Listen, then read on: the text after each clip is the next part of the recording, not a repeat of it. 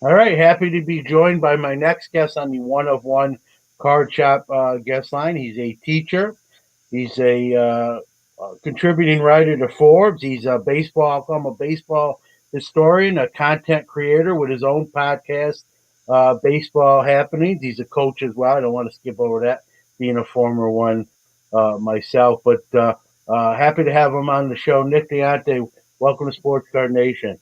John, my pleasure being here. I love what you're doing with this show. So thanks a lot for having me, and I look forward to speaking to you and your listeners tonight. Yeah, well, I appreciate you being on there. We do have something else in common besides being coaches in that vein. We're both city kids. I believe you're Queens. Yep. As you see with my hat here, I'm a Brooklyn kid. But New York City, we're one big happy family. I like to say, and how things. We'll start off with how things going in my hometown area. There, I know. You were the epicenter during the pandemic. Numbers are starting to trend better, and as the vaccine, gets distributed. But just kind of how things going right now. We're healing, right? I think that's the best way to say it. Is that New York City's healing, and it was a really interesting scene about a year ago here, being in Queens and near Elmhurst Hospital, and seeing the panic and the hospitals being overrun, and now seeing things ease up a little bit. I'm still like cautiously optimistic because I've seen strange behavior, out there, and I've really tried to be cautious myself. But we're healing, and the fact that there's a vaccine and it happened so quickly, I think, is an amazing thing scientifically.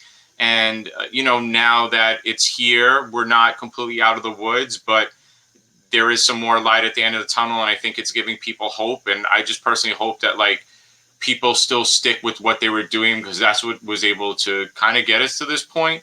And even though as people continue to be vaccinated, I still think hey, we still need to follow protocol, even though as badly as we wanted to get back to normal. I try to think of a time like 9/11, if you were here in the city at that time, right?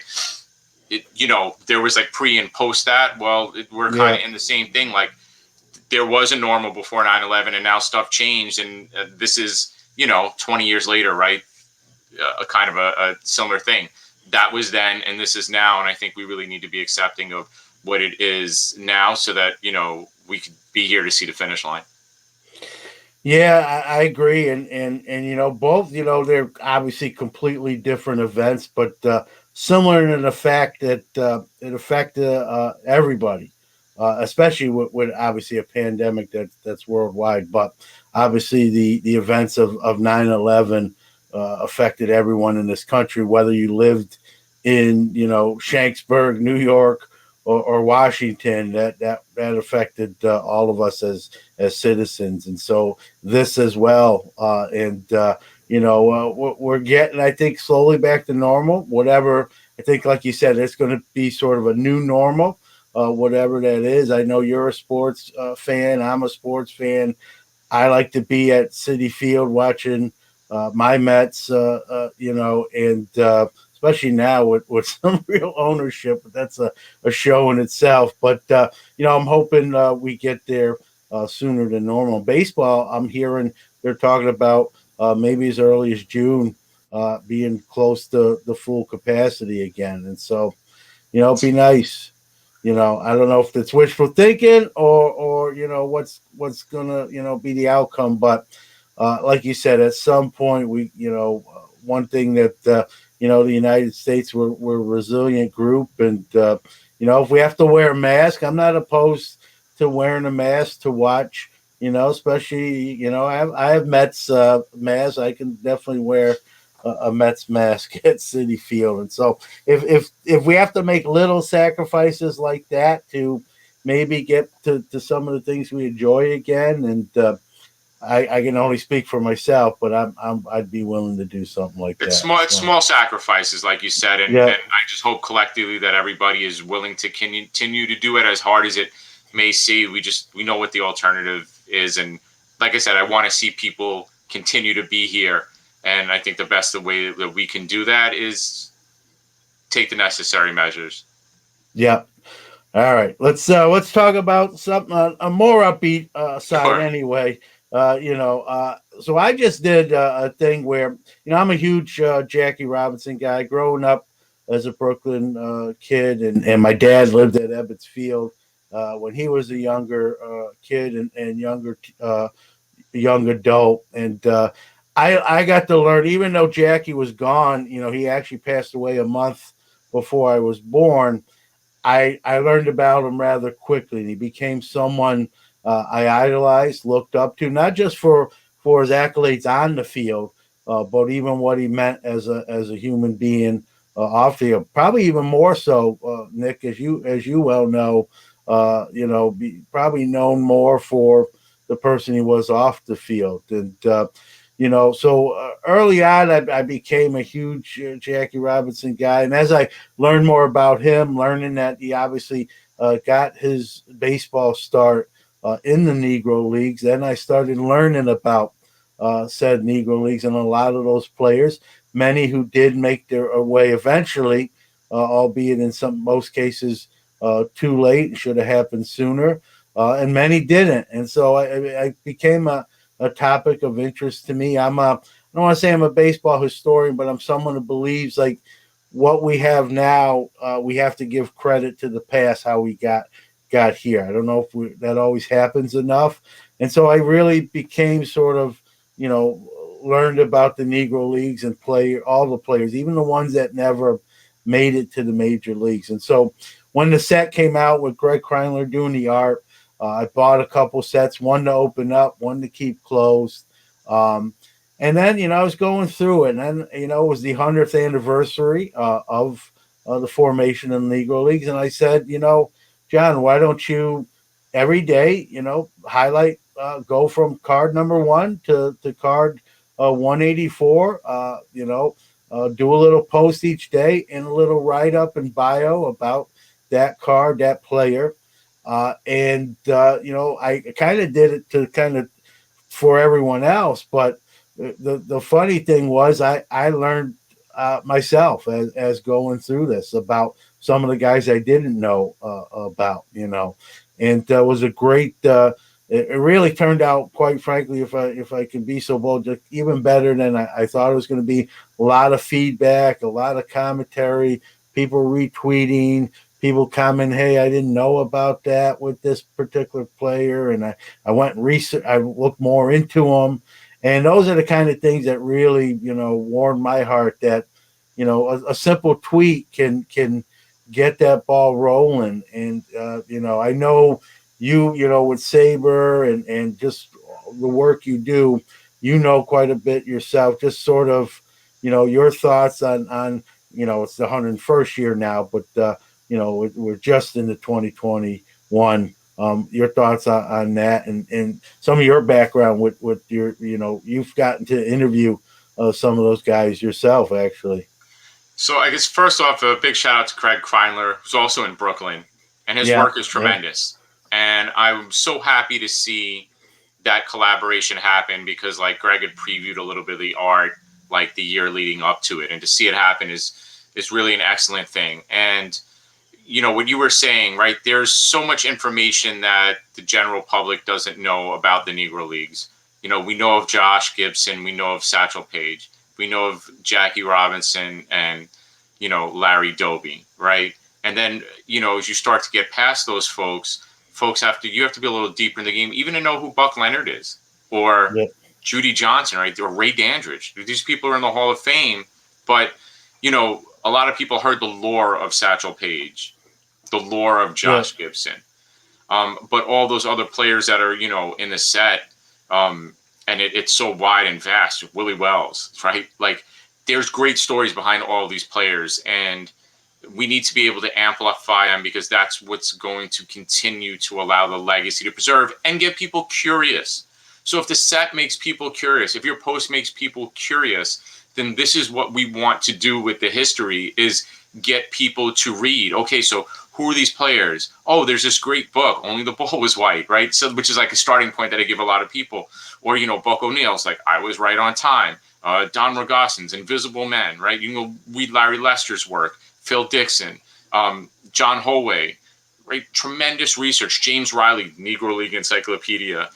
right? You can look up a lot of this stuff, and we're fortunate that people took the ball and ran with it, but they're also either dying or they're slowing down now because they're getting older. So now we kind of have to pick that up so that the story can continue to be told, and it is on the basis of their really groundbreaking research. So how I got involved was in the mid 90s. I grew up, my uncle had went to games, and he's still alive, he's 87. Like, he had went to games at the Polo Grounds and the at Ebbets Field, and it told me stories of seeing the Negro Leagues play at the Polo Grounds with my grandfather. Right, they would go up there and watch, and so I always heard those names growing up, and he would tell me, I saw this one or that one.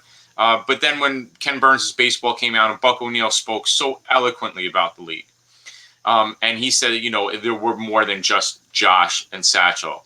And I started hearing names. That's when I started getting all the books, and that happened to coincide with the memorabilia boom at that time. So we're talking 1994. And so that's when Ron Lewis put out his sets. Geez, I have one right here. So so something like this, right? So yep. Ron Lewis did this Negro League Legends set, which I think was tremendous. I was lucky enough to be kind of early on the internet, and I found a list of addresses for those players. So what did I do? I started writing to them. This was 94, 95. You throw in a $3, $5 donation. I was shoveling snow. We had the bad snow at that time. So I had some cash. So I think it was the timing was very good. I went to 2 of the reunions. I got to meet players. They gave me a phone number. They gave me an address. I spoke to a few of them on the phone. Here I am in high school, talking to them on the phone. I have some really crummy recordings of 1 or 2 that I try to do off of a speakerphone that I have on tape somewhere, but the quality's really poor. But that sparked my interest in just the correspondence. I'd get these 1-page letters back with them, and I wasn't writing to that. It was cool to get it, as opposed to you see now some people want it so they can show off. I was like, oh my God, this is awesome. This player wrote me a letter and told me a little more about the league, or just wrote how nice it is to be remembered, right? Because their careers went dormant for so long, and then all of a sudden, when they're in their mid 70s, people come to these autograph shows. People are coming to their homes. People are sending them mail, and finally they're getting some of the due that they should have had 50 years prior to time. So that's what sparked my interest, and I just became a big reader, and I was playing a lot of baseball at the time too. So all those worlds collided, and I feel fortunate to, have really been in that time of access, availability, and honestly being on the internet somewhat early too. Yeah, and you're talking about a time period. Obviously, we didn't have social media back then, and the technologies we have now. And so, us that are in the time, we need to, continue those stories and get that word so we don't forget the past. Something you said reminded me of something me and my dad did. I think it was about 88, 89. I was 16, 17. And my dad's like, man, I had a lot of those guys' autographs from when I went to the games, but I don't have them no more. And I like to write them letters, kind of tell them what they meant to me as a young man. And ask, send a self-addressed stamped envelope and ask, and an index card, and ask, hey, can, I had your autograph, but I'd love to get it again. I'm not selling it or anything like that. It's for me. And so me and my dad did that. We wrote kind of combined. We wrote letters, and my dad said what they meant to him, getting to watch them play, and I just kind of came at it from, my dad really appreciates, what you meant to him, and I got the fortunate to hear these stories and kind of share that bond with him. And like you said, not only did they send the index cards back, but many of them, I still have them. It's in a binder over there, Nick. Many of them wrote 1 or 2 page letters saying, thanks for remembering an old player. I didn't think anybody even was thinking about me or remembered me. And it made, many of them said it made their day, and they sent even extra things, and it's fun. Like I said, many of them were shocked that people even knew them to reach out to them and on that level. And it was a nice thing because it seemed to make their day.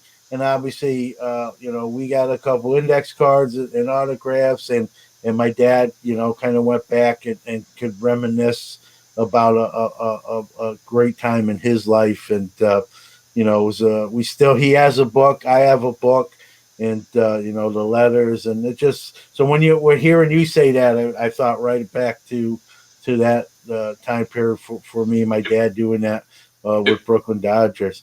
it really was a wonderful time, for Yeah, collecting. I think it's different now because the internet has given everyone so much access that, sometimes I question, like, right, collecting is always a fine line between like collecting and then like being overboard with it. And I think some people are yeah, going overboard with it, which is why like you're seeing a lot of people who are like good signers now either pick up agencies or stop signing because people are, just they're going to the well too many times. yeah, I thought it was really, and again, we're talking about that time period. You're talking Topps had reprinted the 53 top set and the 54 yeah, top set. So I was sending all those out. And again, those guys were a little younger back then. And there's a few still alive now, right? There's probably about yeah, 10 or 20 still alive. But like, you would get really awesome correspondence from them and you weren't, I don't know, it was just like you wrote like a legit letter of like, I looked up your career, I saw this was interesting, and maybe they told you a story or they wrote you a note back, thanks for, like you said, yeah, thanks for writing. And who are the remnants of it? That's like your Carl Erskines right now, like, yeah, and I've written Erskine a few times when I've had questions about like stuff I'm researching, and he'd write me a paragraph back like, this is what happened with Jackie here, or this is what happened when I played in Cuba. um, yeah. right? And it was helpful for something that I was working on. But imagine like that level for almost everything that was coming back. It, it, Yeah. it was a Of- very, very golden time for that. And I can imagine the Well, people like you said you got in late 80s. That was even before it was even more crowded. You know what I mean? yeah. Like it was, you could get Well, Hall of Famers in the mail easy. yeah, Tom Lasorda wrote back. Duke Schneider wrote back. Pee Wee Reese. I'm trying to think, just and then other guys that I might know, you might know, maybe someone else might not. Your George Shotgun Shubas and some of those lower tiered players, if you will. Mm-hmm. I don't even like saying it like that, but you know what I mean. Not as famously known as No, other they've ones. been there and did that, but just not as Yeah. loud.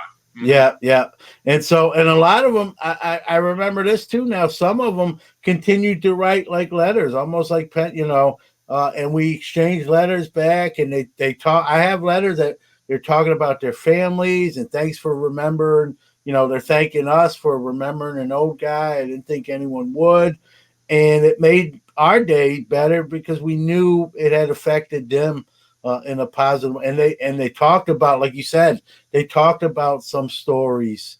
Because I think in my letter I wrote that Jackie Robinson was my favorite player. So some of them in their letters back would have an anecdote about Mm-hmm. Jackie. Hey, John, just so that sort of thing. And I remember one of them said everything, all the nice things you hear about him. Someone who knows him, knew him, played with him. They're 100% true. Nothing's embellished.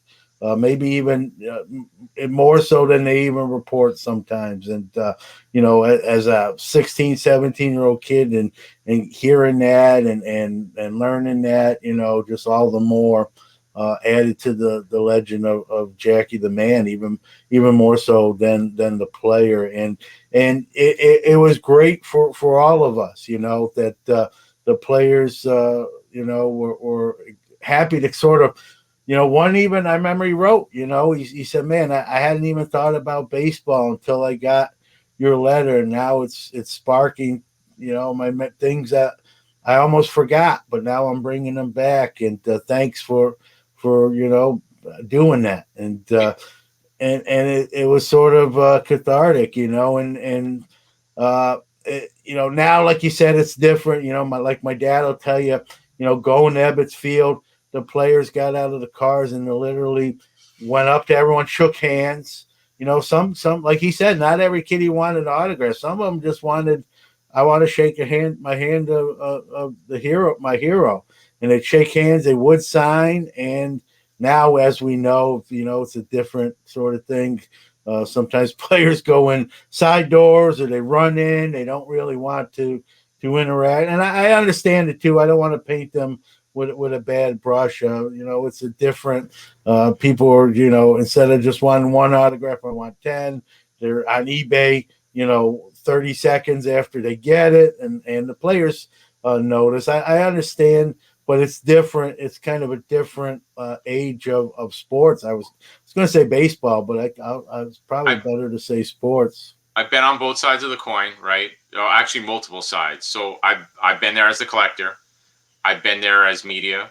I've been Yeah, there as like a player representative, right? There's one or two players that I've helped out with stuff over the years, and being on like all those sides. So you see how you act as a collector, and you try to really have like, or at least I try. You try to have good manners, right? You try to like be patient.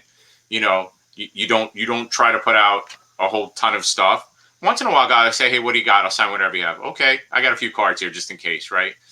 But then on the other side, like I've been on the media side, and then so obviously you can't do that as a person in the media, yeah, and watching and talking to players. Sometimes you're just tired, and it's not tired of signing autographs. Like maybe they're late to the ballpark.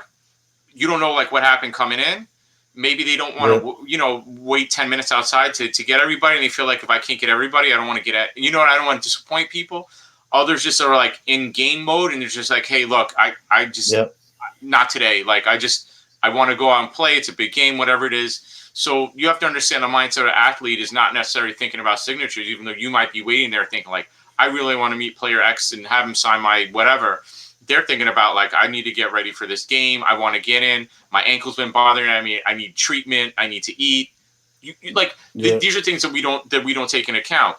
Then the players I've represented have been a little older. Some, like you said, are tickled to death, and this is what makes their day go because they might be widowed, they might be single at this point, and people don't ask them about it. And when they do, it unlocks a door, and they want to talk because that might be the only person that asks them about it for months until another letter or maybe a random phone call. Or I've interviewed guys like they're like, no one's asked me about this in 50 years. And they just start rattling off for an hour and they're like, call anytime because, you realize when people get older, everyone around you starts disappearing. And yeah, so because it gives them a feeling of meaning and that they were somebody because at some point they were. And realize that when you're interacting with a professional athlete, there were at that point, no matter how large or small their career, where all of us as young kids, high school or college athletes wanted to be, they got there. Give them that respect and the accolades that they got for getting there. And, but a lot of them, like, that makes them feel important again because when you're in your 70s or 80s or potentially even 90s and you're looking around, yeah, you're like, my kids don't really talk too much. They don't come around, or maybe they didn't have kids. Sometimes the game is all they got and what keeps them up in the morning. And like I said, so if they catch those few fans, they might write or they might call and be like, hey, I just need somebody to talk to. And I think we don't always put that in perspective, with the athletes that are doing. So there's different reasons. It's bigger than autographs. And, hey, it's lovely when a player signs. The economics are a little bit different, of it now, and yeah. maybe it is a little less genuine that people were waiting around with autographed books or maybe a single card and not like a stack of cards and there's a whole system going on and some people do this for pay. Yeah. I'll never knock the hustle, right? Because everyone's got their own thing and their own reasons why. But you understand that people are not signing because of a whole bunch of things. And tell you the truth, they don't owe it to us. They owe it to us to get on the field and play. Anything past that's a bonus. And I think a lot of like collectors fans lose sight of that. Yeah, no doubt. I think Nick too. People forget that they might be world class athletes and major league athletes, but they're also human beings. They have families. They have things going on in their life, issues. Not everything is always roses and daisies. They might have stuff on their mind, like you say. They might have an injury that they need attended to, and all sorts of things. And I think some people forget that that's a person too. Now they might be one heck of a ball player or an athlete, but they also, they do that for so many hours a day, and then they're just like we are with all sorts of different things in life, and we can't lose sight of that. Some do, some don't, But I think the ones that do sort of make it bad for the ones that or the ones that don't realize that, make it bad for the ones that do, because it rubs them the wrong way, or gives them a bad taste in their mouth, across the board. But it is what it is, right? What do you just do, you do the best you can. And so going, getting back to the hobby. I know kids, as a coach, as a teacher, for me as a coach, but I've been in the hobby almost 40 years. I started as a 7-year-old kid. And so that's sort of an important thing to me. Some will argue that the hobby, or where we're at now, is not really geared to kids, and it'd be hard to argue that. But there are kids in the hobby. That's a good thing. But I think it's, being a kid. If I was a 7-year-old in today's era, it would be more difficult for me to be in the hobby than it Hmm. was in 1979. That's just a That's a fact fact. of the matter. That's not an opinion. That's a fact. And so I'm glad I sort of, is being old. Sometimes I say, man, I wish I was, 24 again. But at the same time, I'm glad I started in the hobby when I did. It was more pure. We didn't have, there were shows and all that and values, but not to what we're seeing today. And I just, kind of your thoughts. I think we're losing some of the kids. There's many times I'm in Walmart, let's say, not even going there per se for cards, but you go to the aisle, right? And then, I told the story on my show.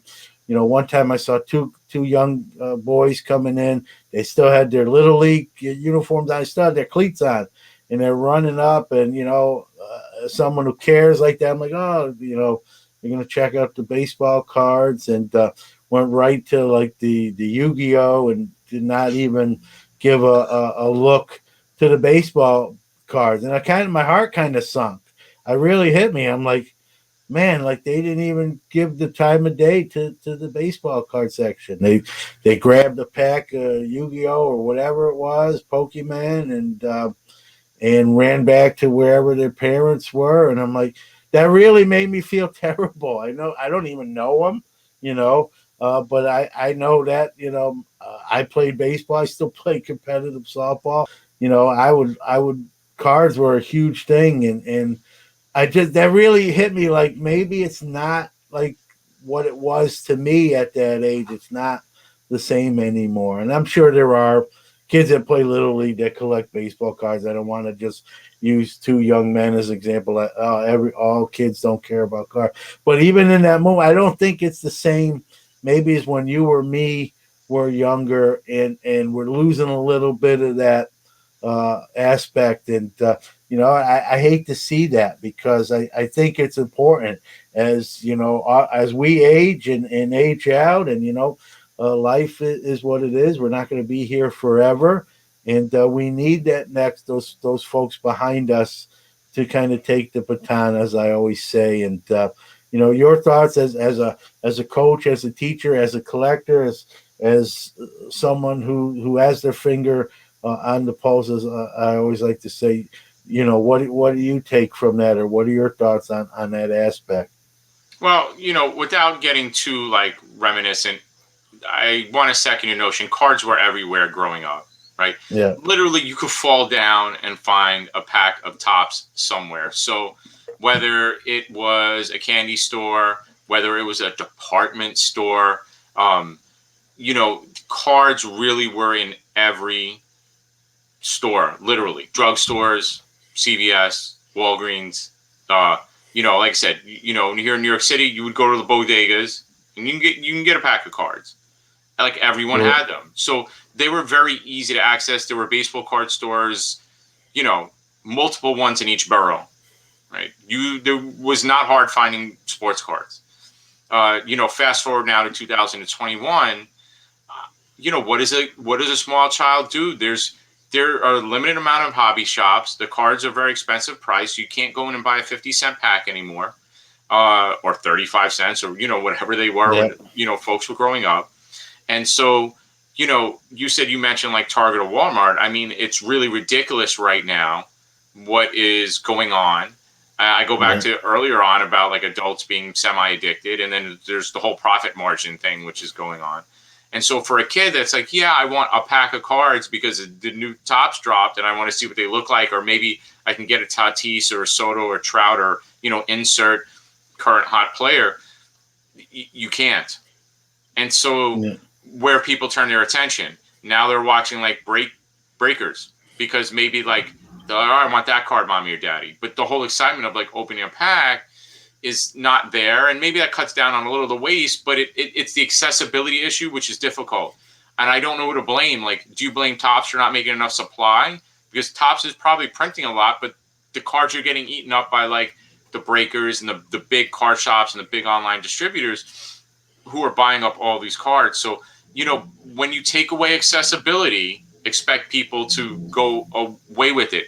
And that's from sport too, right? You look at baseball. What has baseball done? It's made itself less accessible. And it's not an MLB problem. Because travel ball has proliferated so much that it's too expensive, inaccessible, kids stop playing. They go to other sports where there's a lower barrier entry. You're talking about basketball, soccer. But I mean, travel soccer is expensive, but it's inexpensive to play pickup soccer. It's hard to get 18 kids together to play a pickup game of baseball, or even if you do it, whatever, 6-on-6 or half field or whatever it is, you can't really get kids out there to go and play the game. And so when parents have to think about, okay, what am I spending my money on? And Little League now is exceeding $200. But now someone's like, well, you're 10 years old. It's time to step up in competition because you want to play at the next level, right? Which whatever that means at 10, right? Knowing that, people grow or stop growing, right? They hit puberty at all different kind of rates. Like, yeah, well, you want to play in this local travel team because, you can catch and hit a little bit. Now it's $1,000, $1,500, $2,000. A lot of parents have to think twice about paying a few $100s a month just to play baseball. It's like, oh yeah, by the way, we're going to play year round. So you probably not going to be able to play, rec basketball or rec hockey or football or soccer or whatever it is, because we expect to be playing 10 months out of the year because we've now made an investment, like a significant financial investment in playing. And so baseball in general has an accessibility problem and the collecting side and playing is connected. Like, your story, I was expecting you to say they went to the rack and picked up some cards. You're like, hey, I bought them each a pack because I would have. Right? Honestly, Nick, I would have. Like, if you know what I mean, if their parents said, put it back, I'd be like, here, yeah, I wouldn't have like brought them to the register. I probably would have just given them the money and say, hey, that's on me, Yeah, and, sure, because you want kids to get involved, and like the culture of baseball was playing and collecting. Some point those got separated, right? And hey, look, taste change. Maybe people don't want as much stuff in their house. I get it. But when those things start to diverge and you take away accessibility, you're going to lose people for the reason I stated. They're getting priced out, and that's not a good thing. Yeah, and I'd like to see, it's tough to put the horse back in the barn once it's out. It's going to be an uphill battle. I don't know if it's a hill, Tops or Panini or other companies want to fight, but they're not hurting financially as far as they have to go in the schools. Sales. Yeah, they have to go. It's same thing with baseball. Like, I think if MLB wants younger players to take away barriers, they need to go into the PE classes. And I'm not biased because I'm a phys ed teacher. Like, you need to go to those elementary PE schools and teach the kids a game, or have people come in and do after school programs. And you know what? The companies need to send big boxes of those little like plastic 4-packs of cards and give them out. Like, you want to hook people, give them the free stuff, and then maybe someone will be curious enough to actually go and pay for it. So they have enough to do it. Like, you don't have to give out significant cards, but Topps has, like, because I've gotten them at events where they have these little promo, almost like what you would get in the cereal boxes with 3 or 4 well, they cards. they do the National Baseball Card Day. Yes. I think that helps, but it, like you said, I think they can do more. I think they probably fall short a little bit. If we may be so bold, I'll say it for you. There's room for improvement in that category. All your points were dead on. I was nodding as you were talking because they're all true. I mean, and you're coming at it from someone who's involved in the hobby, someone who's a coach, and so you know what you're talking about. And the other thing too, Nick, that to stick up, kind of take it off the card company shoulders. Is there's just so many things pulling these kids in all different directions between social media and stuff that we didn't have at that age. It was, I always tell the joke, I always knew where my buddies were, where all the bikes were, and what front lawn or what in front of what stoop. Everyone was. That's how we didn't have cell phones yet or text like where you at. We just saw all the bikes and knew that's where everyone was, and we went over. We went in there. But now it's just with modern technology and social media and cell phones and smartphones. It's just so many things, drawing their attention. I think there's just less, I think there's less. I know people will argue that there's more. I don't believe so. Even attending the national, the kids. I hate to say it like this, but some of the kids I saw were, ripping packs open. And taking the hit that they got out of the pack, and the rest of the cards they were just either leaving there or they were in the garbage cans. And that's boggling to me. Like, it, when you were talking about this, cards are a very analog thing. You have to yeah, touch them, hold them. You read the backs, you read the fronts. I just went through Topps Series 1, and, I'm looking at some guys' cards, and, there's the small print on the back. What do I mean by that? They played 10, 15 years. You're like, wow, yeah, I didn't realize that guy's been playing since, 08, 09, 2010. And, in the majors. And it's like, well, I had to, like, squint a little bit to look at the back of the card to see, like, all the teams they played for, see now that they've accumulated stats. And I think that was part of it, too. Like, I'm not going to romanticize, like, I knew the stats of everybody. But it was kind of cool to see, like, some quirky things. Or why did a guy have 500 at-bats one season and then 36 the next, right? Did he get hurt? Did he get farmed out? I think that stuff was interesting, but cards are meant to be savored a little bit. And that optic of kids just like, right, going through them really quickly and then tossing them. It's like, wait, like, hold on. There's a lot more in there. Like, go back and look at it again. Yep.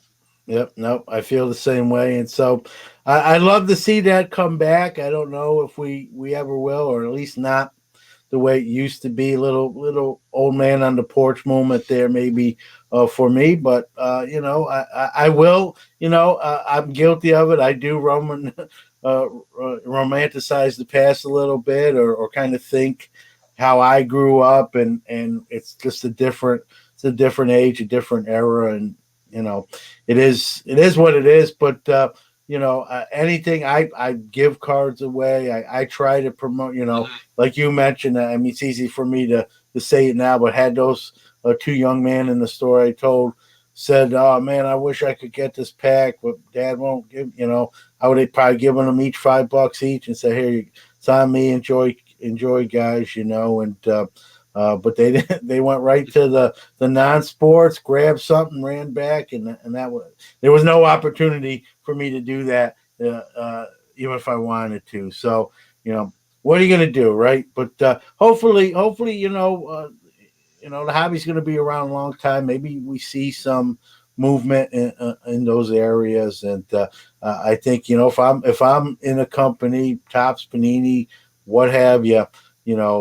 I know it would be something I would at least look at, and because that's going to be the future, at least in my mind, of the hobby. We need those young people who will carry the hobby forward. Yes. But speaking of the hobby forward, as you very well know, right now, probably the last 2 years, just probably the biggest 2 years in the hobby. Stuff's just an inferno. It bounces from one thing to the next. We've seen vintage go up. We've seen graded, different sports. We've seen the rise of the second year cards. Wax even on the retail levels just cleared out. You're lucky now if you find any kind of sports products at Walmart or Target anymore. And the hobby is booming. We got fractional shares. We got NFTs, blockchain, and we don't even have physical items. They're selling out too, and they're not even real items. I mean, it's just the hobby is just anything is Midas touch. It's turned into gold. Your kind of thought, and to think that's happening too, Nick, during a pandemic. It's sort of all the ingredients for this to happen. Though we're there. We had some stimulus package, some unemployment bonuses, people having downtime, working from home. Listen, work from home. People do it at work. You're gonna have that eBay tab open, right? You're gonna have that card selling platform tab open, and so all these sort of ingredients came together. And I was on this show in March when the pandemic was really first hit, and my 30 years experience, I thought cars are going to probably take a back burner. This is life. People are going to be worried about paying their mortgage, putting gas in their car, food in the fridge and on the table. Like cars are going to take a back seat, and rightfully so. And obviously, I was wrong. We've seen the opposite effect happen in the hobby. It's it's good for the hobby. I guess I don't always, being right is nice, but even when I said it, I said I'm hoping I'm wrong, but this is how I kind of see it. I was wrong, and I want to be respectful to people who've, this is a pandemic. People have lost loved ones and friends and family. But I'm only speaking on the hobby side of things. The hobby's just at an all-time high. Your kind of thoughts on what you're seeing and so what's going on. I've written about this from my column with Forbes last year when it all went down, and it was interesting to see, because I thought the same thing as you. I figured, people are going to be struggling, and the last thing they're thinking about is extras. Then as this went along, right, it's not like everyone lost their jobs, but now people are bored and they can't get product and they can't go out. So where are you going to turn to? Well, you can turn to online and see that. And, people aren't traveling. So the money they would normally spend on a vacation. Oh, now home, I went and dug up my old baseball card collection. Oh, this is fun. Let me see what it's about. And people started getting curious, and they would maybe get on some breaks or buy some cards off of Twitter or eBay, or, they would go and say, look, I can't pay the big money, but I'm going to buy that box of, 88 Fleer because that was a fun set for me. And you start seeing prices like slowly creep up. So people had money that they wanted to spend and not really places to spend it. And then the speculation happened, right? And so I think we've been in a great era of the last year of super speculation. And I've said this countless times. And even when I talked to Gary Vaynerchuk, right? He said, someone's going to be left holding the bag. He said, absolutely. Right? So as much as people not Gary V, Gary V and I had like a 20-minute talk about this, and Gary was candid as ever. And he said, yes, 95% of these players, people are going to left holding the bag. And I see it all the time. And I talk about it almost daily on Twitter when I see stuff happen. This stuff just keeps getting passed. And all people are doing is speculating, right? And this is why the grading crazes come in, because people saw money go up and they wanted the quick money, right? And so now the grading companies are overwhelmed. So now they're like, oh, they just raised their price. Of course, the demand is insane. Why wouldn't you raise your price? You're the gold standard. You're going to raise your price because you're overwhelmed and, you need more staff. So we've seen a lot of speculation, and you've been in this longer than I have, but having lived through a few cycles of this, history is no different. This is going to overheat. People are going to realize that they're left with stuff that's maybe not worth what they think it is, or they bought at the height, and then something's going to happen. They're going to need the money, or their attention is going to move on once we can start traveling or doing other things or going to games. And people may get bored with the whole flipping aspect of it. And I'm going to say, look, I took advantage of some of it. I didn't really take any bets on anything, but I cleared out a lot of inventory. I flipped stuff I saw at garage sales, and not for ridiculous prices, but you buy some at $5, sell it for $15. Okay, fine. Someone wants that, I'll do that. That helped replace all my coaching income. I lost a ton of money not coaching because we get paid pretty well to coach here in New York City. And I lost a significant amount of money not coaching, and I needed a way to recover it. But I wasn't out there flipping, retail boxes. It was just stuff you find, or like, wait, someone wants to pay for like those cards that are sitting behind me. Well, they've been sitting behind me in a binder for the last 15 years. Let me put that money to work somewhere else. So that's how I looked at it. And a lot of other people did. And they were like, cool, fine. Like, I want this. I want something to do, and it's low cost entertainment. So, yeah, a lot of people speculating, but also just a lot of people with money and time on their hands. And, I don't the other. Go, but I do know at some point it's going to go down. And here's the other thing, Nick. I don't think you have to apologize for that. This is a free enterprise. This is America. Last time I checked, and in these cases, the market, the buyers are setting the prices. You're not putting a gun to anyone's head and say you're giving me this for this. That's what they're willing to pay. That's what the market is willing to pay. That's another. I don't really want to go off on a tangent, other than just kind of broaches. Another thing we're seeing too is those that do sell some stuff. I sell. I did my first show with a tax number, all legit. At 15, I had a card store for 6 years in the early 90s, and now I still do online stuff. And there's a faction of the hobby that like will give you a guilt trip if you like sell anything or you're bad, or you're not doing something. Someone had to sell it to us. Like we had to buy it from somewhere, right? So it's like it's all circular. I something else came across my head real quick that was kind of like a light bulb moment for me here, right? One of my colleagues wanted me to help him sell his collection. This was before the pandemic. So I had sold some of it off, and I had here, I think 1984 Dunrich Champions. They were like oversized cards. Yeah. And he had loose packs, and I had them sitting in a box in my closet, and I couldn't really like sell them, and I didn't know what to do with them, so I just held on to them a little bit.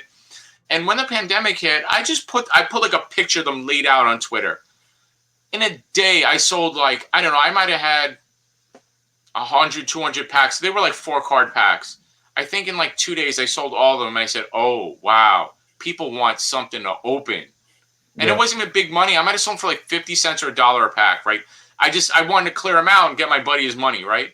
And I said, wow, people were like, yeah, man, it's something to do.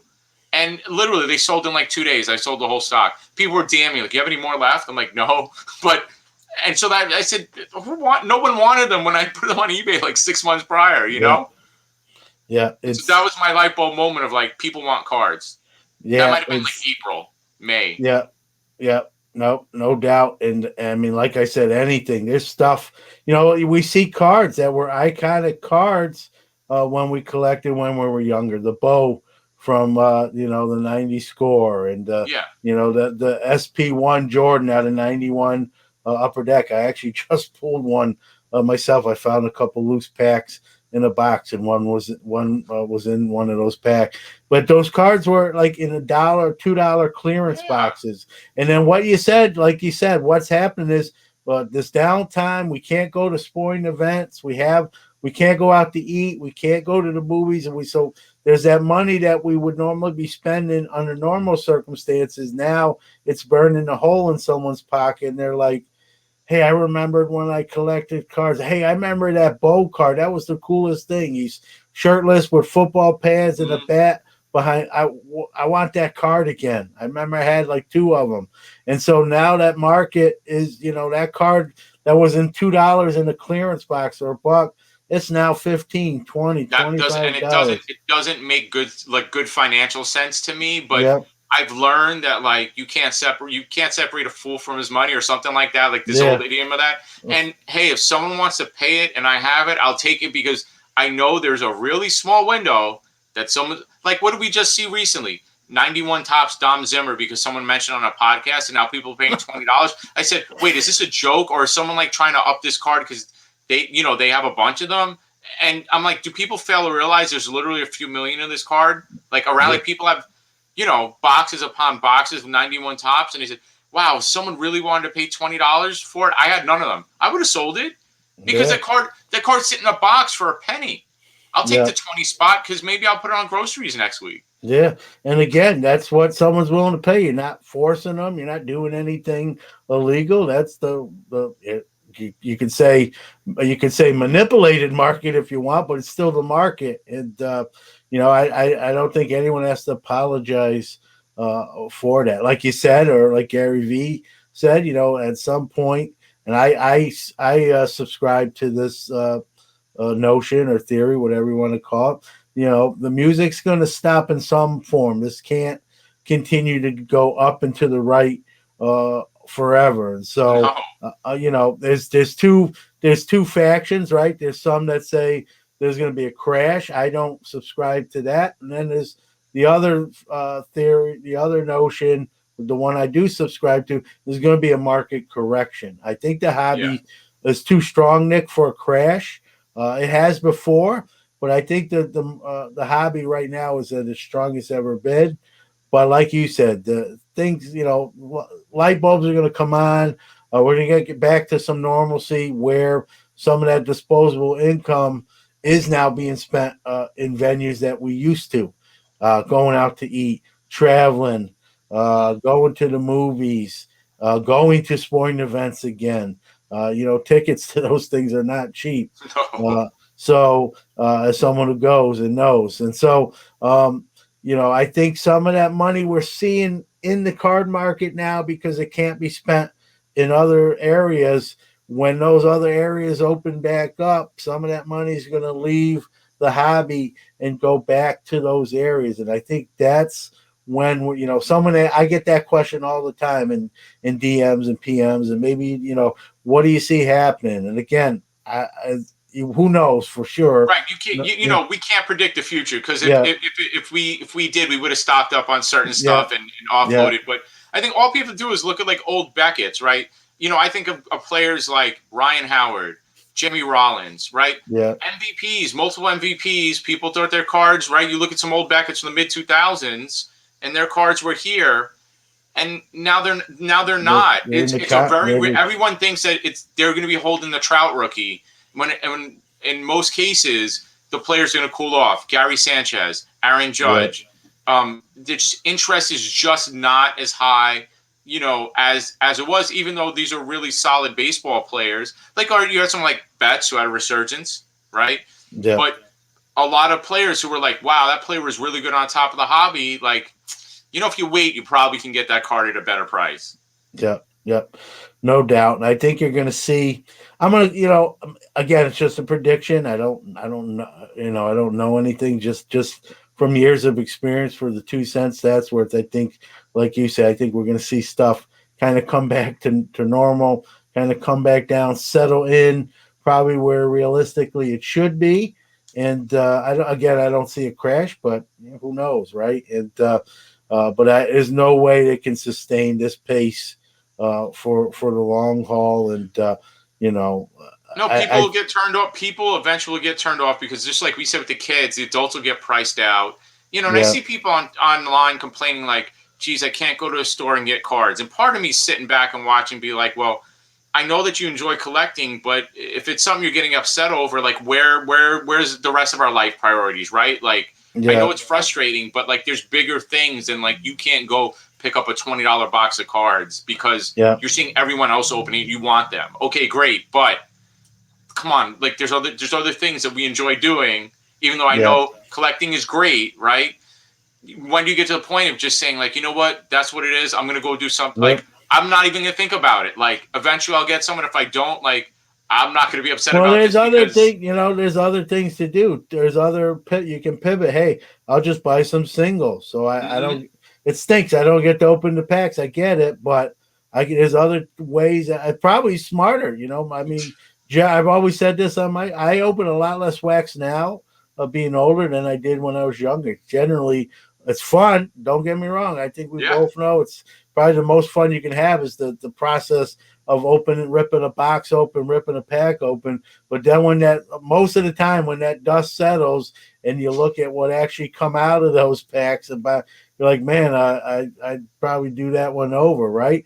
Or I'd rather spend that money and buy the singles that I really want, or maybe I didn't pull in the box that I was chasing. And so if you can't get the box, like you said, pivot, go.